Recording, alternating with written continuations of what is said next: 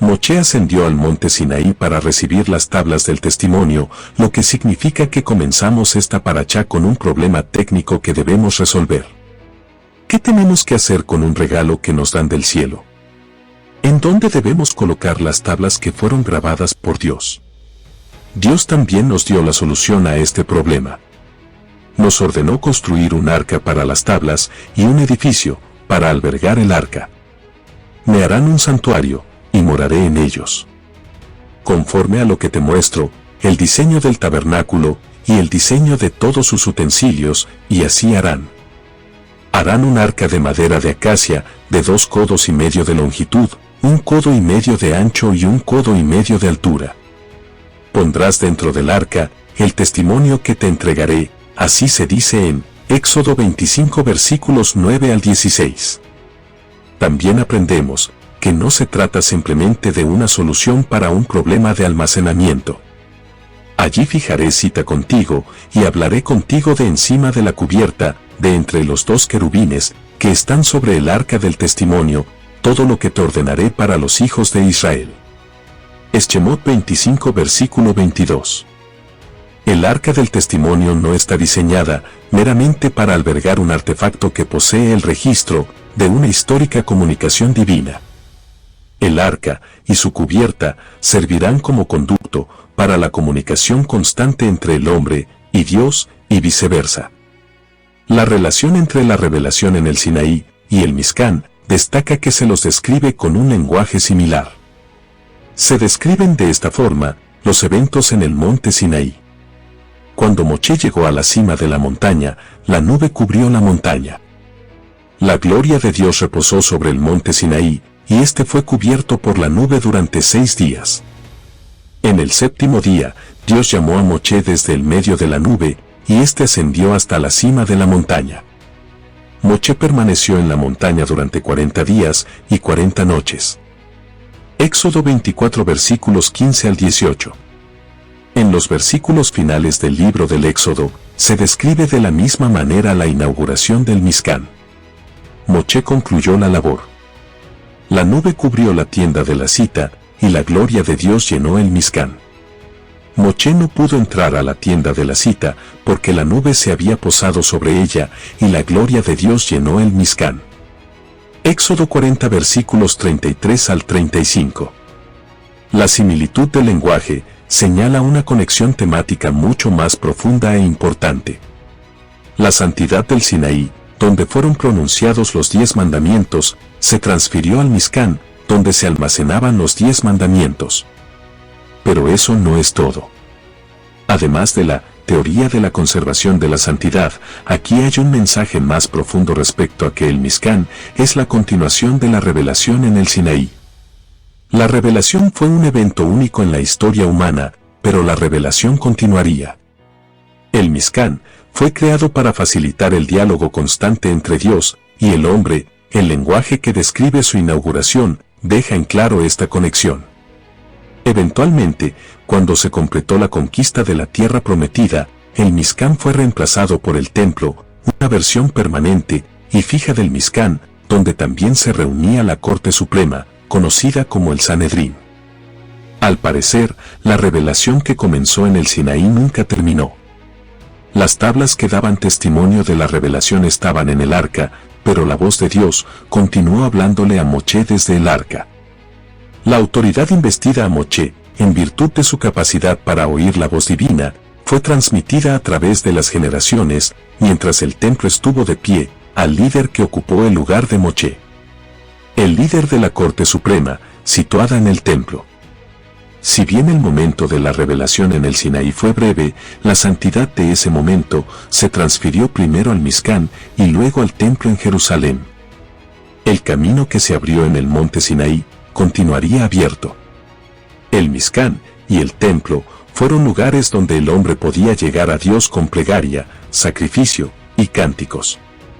Pero también eran el lugar en el que Dios llegaba al hombre, un lugar de encuentro, donde Dios compartía su sabiduría y sus enseñanzas divinas con el hombre.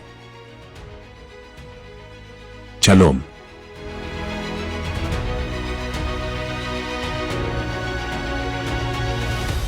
¿Por qué Dios quiere habitar en medio del pueblo? Realmente nuestro Creador, el Eterno, Hashem, Él quería habitar en medio del pueblo, pero Él también quiere habitar en nuestra vida, individualmente de cada uno de nosotros, porque Él no quiere que nos parezcamos a las naciones, que seamos gobernados por los hombres, sino gobernados por Él. Y esta oportunidad se las da a todas las personas que quieren venir a ser parte del pueblo de Israel. ¿Por qué Dios se preocupa por dar tantos detalles y tan específicos acerca de cómo se construye el tabernáculo? Sí, realmente Moisés vio el tabernáculo en el cielo, bueno, algo muy similar, y da estas especificaciones porque recuerden que Israel iba a vivir varias jornadas, varios años en el desierto, y tenía que ser lo más portátil y desmontable posible. Entonces vemos su dirección en todo momento, aunque al parecer hoy en día ya no sea tan clara la señal. Esto no es así, su señal sigue siendo clara en el momento en el que tenemos esta capacidad para venir a su Torah, leerla, ver toda su instrucción, porque es como si sus palabras volvieran a hablar a nuestra vida y llevarlo a este entendimiento actual, porque todo es actual para estas generaciones también, no porque hable del desierto ya no es aplicable para nuestros días, claro que sí. ¿Cuál es el significado espiritual de las cortinas y las columnas del tabernáculo? Bueno, el tabernáculo es como una semejanza de un cuerpo humano. Hay varios midrashim que dicen que es como un cuerpo humano. Y hay otros que dicen que también el tabernáculo es el reflejo de una célula. Entonces, las columnas, las cortinas, la menorá, el altar, cada cosa tiene un significado en particular. Y Dios así lo estipuló porque sabía que de esta manera se iba a poder llevar un servicio verdadero y completo para seguir conectándonos con su presencia. ¿Por qué el mandamiento de no quitar las barras del arca? Sí, aquí hay una historia interesante en donde dice que el arca medía exactamente lo mismo que la puerta, entonces no podía pasar. Entonces el arca se hizo pequeña para poder entrar por la puerta, a pesar de que entre comillas no tenía por qué entrar, y habla de esta cuestión de nuestra humildad. Entonces recordemos también que todo era como fundido y no había manera también como de quitarla tan fácilmente. Entonces habla de estas cuestiones del ser completos, entregados a Dios. Si el tabernáculo es tomado de un modelo del cielo y el templo sustituye al tabernáculo, ¿por qué entonces no son iguales? Sí, recordemos que Salomón se tomó muchas libertades para hacer el templo y Dios se lo permitió porque era para exaltar su nombre. Entonces era lo más parecido al templo. De hecho, si vemos el tabernáculo y el templo tienen una cierta similitud, entonces era hacerlo lo más parecido al templo. ¿Por qué en las indicaciones de la construcción del tabernáculo se empieza a hablar primero de los utensilios, luego de los materiales y al final de la construcción? ¿Qué no debería de ser a la inversa, primero los materiales, luego la construcción y al último los utensilios? Muy buena pregunta. Tengo el entendimiento de que habla como de ir primero a lo particular, después, digámoslo así, a la esencia y después a la acción, porque así es el día a día en el que Dios trata con los seres humanos. En el caso de los utensilios Dios dice, y harás, pero en el caso del arca Dios dice, y harán, ¿por qué? Tal vez se refiere a este trabajo en colectivo con el arca que involucró el esfuerzo de más personas, porque recordemos que es Betzaleel el que empezó a hacer los utensilios. Entonces yo creo que se refiere a esto. Entonces también el arca es como una pequeña morada para su presencia. Entonces por eso dice harán, como que me harán. ¿Por qué al arca se le llama de dos maneras? El arca del pacto, el arca del testimonio.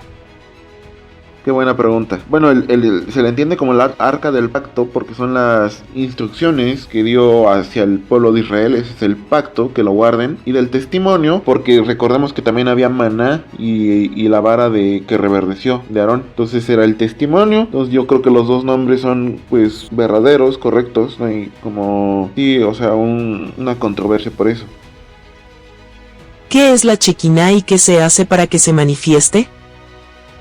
La Shekinah es la presencia misma de Dios manifestado. Es como, digamos, el Ruach HaKodesh, nada más que ahí era la Shekinah porque descendía en el tabernáculo y en el templo al momento de la expiación. Digamos que es la esencia misma de Elohim, de nuestro Abba. Si la estancia en el Sinaí solo era temporal, ¿por qué es ahí donde Dios ordena construir el tabernáculo, y no hasta llegar a la tierra prometida?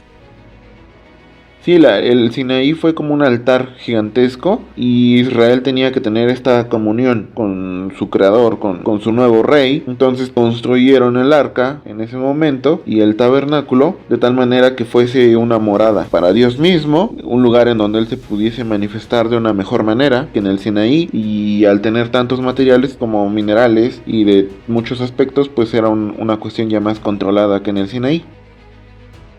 Si Dios prohíbe hacer imágenes de lo que hay en el cielo, ¿por qué ordena crear 2 querubines? Sí, parece como raro, ¿no? Esta instrucción. Pero recordemos que los querubines están postrados y están viendo hacia la Torá. Entonces realmente nunca se ve un caso de idolatría hacia los querubines. Y solamente el sumo sacerdote podía entrar al lugar santísimo. Entonces realmente nadie del pueblo veía a estos querubines. Entonces no hay problema con hacer imágenes siempre y cuando no se les dé una veneración. ¿Cuál es la diferencia entre ángeles y querubines?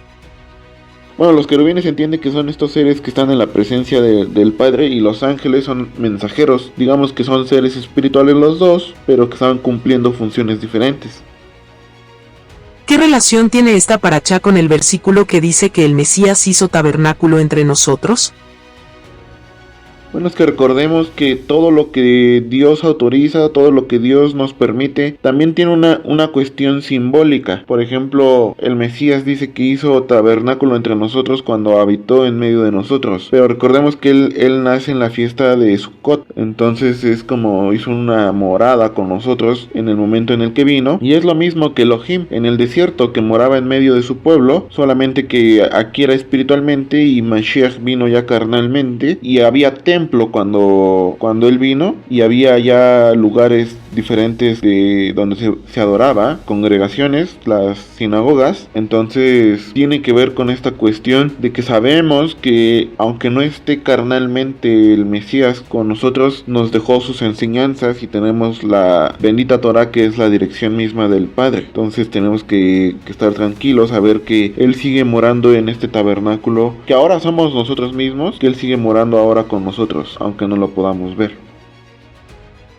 ¿Qué lección nos deja el hecho de que la ofrenda fuera voluntaria y hubiera hasta sobrado?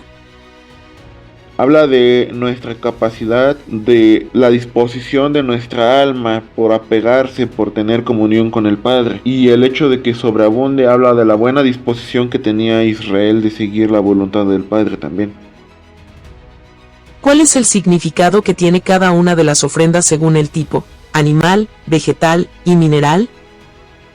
Que Dios está en dominio de todos los reinos y de toda su creación. Por eso es que demanda ofrendas de todos los tipos, animal, vegetal, mineral, porque Él tiene dominio de todo. Y habla de esta parte también de elevar la materia para el servicio de Dios, de no dejarnos guiar por el velo de la ilusión que es el mundo material, sino poner también el mundo material al servicio de Dios, digámoslo así, una unificación de los dos mundos, y que algún día esta unificación sea tan grande que no podamos alcanzar a ver la diferencia entre un mundo y el otro. Es como la corrección de este mundo, digámoslo así. ¿Qué representan las 20 columnas del tabernáculo? Sí, tal vez los 20 pronunciamientos, porque recordemos que primero son dadas las tablas que fueron rotas y después Moisés hace otras, entonces son 20 pronunciamientos en total, ¿no? Y recordemos que hay un pasaje en Jeremías 31 al 33 en el que dice que hará el nuevo pacto y la escribirá en nuestra mente y en nuestros corazones. Entonces ahí son 20. ¿Qué representan los 15 materiales con los que se construyó el tabernáculo? El número 15 tiene que ver con las dos letras del nombre del tetragramatón, Yud y Hei, suma 15 y habla del mundo de las causas. Por eso es que son 15 materiales que Dios dice traigan. Habla de ser causa con él, habla del mundo de las causas. Es un poco de gematría, pero básicamente es esto. ¿Para qué es el altar del incienso? Recordemos que el incienso tiene que ver con esta cuestión de que representa a Dios mismo. El incienso estaba compuesto de 11 elementos que es ir por encima de un ciclo completo, y el 11 tiene que ver con un número de protección. Entonces el incienso, al ser como un elemento volátil, representaba también esta cuestión espiritual. Pues sí, es que todo es simbólico. Recordemos que pues era para que se pudiera prender el incienso, el arca era para preservar en buen estado y que se manifestara la presencia de Elohim. El altar era para... El altar del patio que estaba afuera era para hacer holocausto, ofrendas de paz con Elohim, para el perdón de los pecados. Entonces todo tiene una función. ¿Qué significa el orden sacerdotal? Bueno, era la manera en la que los levitas iban a cumplir con su función de sacerdocio al año. Había me parece que 2 guardias para cada levita al año, porque la tribu de Leví, pues recordemos que era muy grande, entonces no todos podían estar en el servicio en el tabernáculo. Cada quien, digámoslo así, como cada familia tenía un momento del año y una hora en específico en la que se presentaban a hacer su servicio. Por favor, no dejes de mandarnos tus preguntas al correo que va a estar apareciendo en pantalla. Y yo me despido con un gran shalom.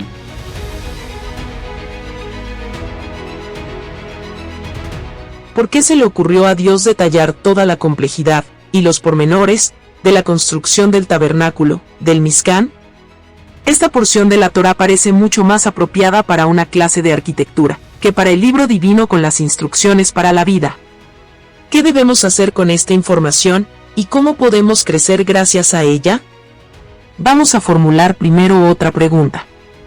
En el comienzo de la Parashá Terumá, Éxodo 25 versículos 1 al 7, Dios le dice a Moshe que recolecte donaciones de todos los israelitas para los materiales de construcción del Mizcán.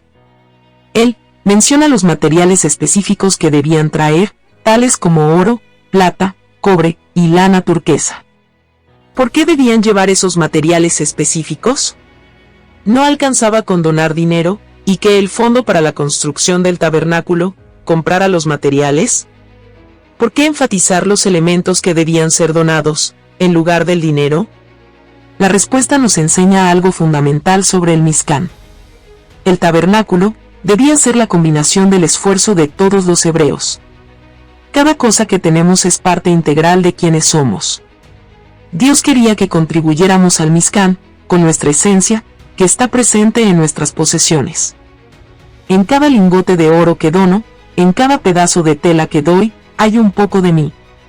Invertí parte de mi vida y mi energía para adquirir ese bien, y en muchos aspectos, es una representación de mi ser interior. Todos hemos experimentado este principio, al desear poseer la camiseta, o la pelota de un atleta, o el autógrafo de una celebridad. Muchos amamos conservar los libros, muebles, u otras viejas pertenencias de nuestros abuelos fallecidos, porque de alguna manera, al aferrarnos a esas cosas, sentimos como si nos estuviéramos acercando a ellos. Asimismo, Dios enumera la forma en que se usaron los bienes donados por los israelitas. Se menciona cada detalle, cada instrucción arquitectónica. Dios quiere mostrarnos cómo transformó nuestras posesiones en la creación de una estructura colectiva que representa a todos los hebreos y a sus cualidades compartidas. Esto explica por qué la Torá dedica tantos versículos a describir la construcción del tabernáculo. ¿Acaso no tuvimos todos algún objeto del que estábamos tan enamorados, que lo conocíamos a la perfección? Alguno puede haber tenido un auto, del que podría describir hasta el más mínimo detalle de las ruedas. Para otro, puede ser una casa que compró, o que está construyendo, y puede describir cada rincón de la casa. Dios siente algo similar respecto al Mizcán. Después de todo, es su hogar en el mundo. Es donde reposa la presencia divina, en medio de su nación especial. No sorprende que le fascine cada detalle de la construcción del tabernáculo, ni que desee que también nosotros lo sintamos así. Pero sobre todo, Dios estaba obsesionado con la construcción del tabernáculo y su arquitectura, porque ve en él el alma colectiva del pueblo elegido, a través del material que cada hijo de Israel donó de sus propios bienes. Esta idea explica, quizás, el difícil pasaje de Ezequiel 43 versículos 10 al 11. Tú, mortal, dile a la casa de Israel sobre la casa de Dios, el templo, y que se avergüencen de sus pecados, que calculen el diseño. Si se avergüenzan de todo lo que hicieron, entonces hazles conocer la forma del templo y su diseño, sus salidas y sus entradas, y todas sus instrucciones. ¿Qué relación hay entre la estructura y la forma del templo con estar avergonzados de los pecados? Si recordamos, la razón por la que Dios se preocupa tanto de los detalles y las minucias del tabernáculo y del templo, nos avergonzaremos mucho por nuestras iniquidades. El tabernáculo y su construcción es un testimonio vivo del amor de Dios por nosotros y de nuestra esencia, presente en nuestras posesiones, convertida en el material con el que se construyó el Mizcán. Si contempláramos lo mucho que Dios nos ama y se preocupa por nosotros, ¿sería acaso posible rebelarnos y pecar en su contra? Solamente nos sentiríamos avergonzados por nuestras transgresiones. ¿Qué nos obsesiona? ¿Qué nos motiva a conocer sus detalles?